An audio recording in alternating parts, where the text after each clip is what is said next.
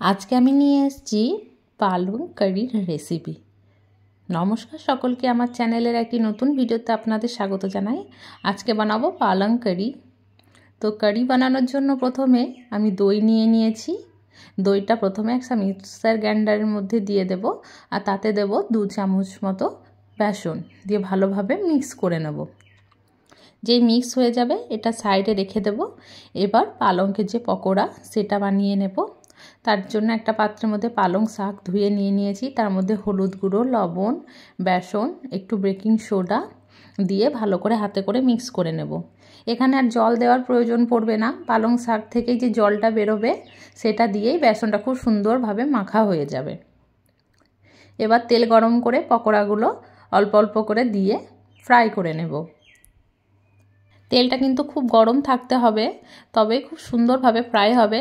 JEE किछुक्षण 1-2 minute मतो भाजा हबे तखोनी गैसेर फ्लेमटा एकटू कम करे दिए गोल्डन ब्राउन करे भेजे निते हबे।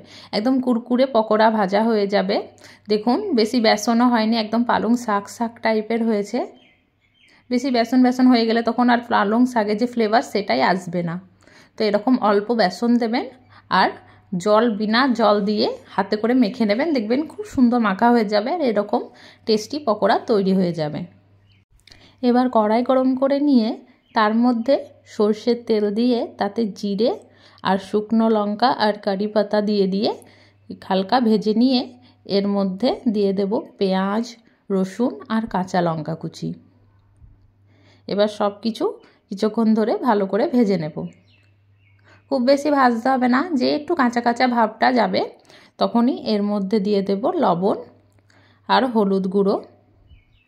लवणटा दिले खूब सुंदरभावे नरम हये चले आसबे।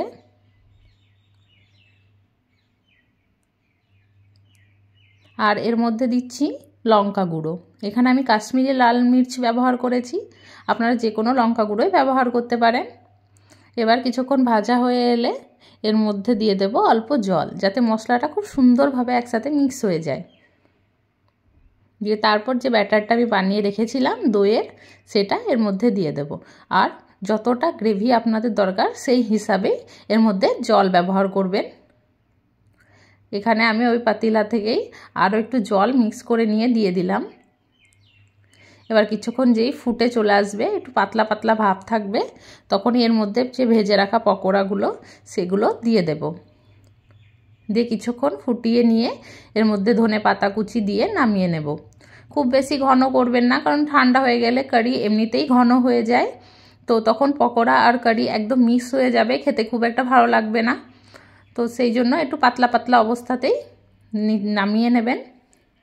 আর এই যে দেখুন পকোড়াগুলো আমি আলাদা করে রেখেছিলাম, এটা খুব সুন্দরভাবে তৈরি হয়ে গেছে, একদম কুরকুরে পকোড়া। আর কারিটা তো দারুণ টেস্টি হয়েছিল, শুধু ভাত দিয়ে এই কারি দারুণ লাগে। আপনারা অবশ্যই একবার বাড়িতে বানাবেন।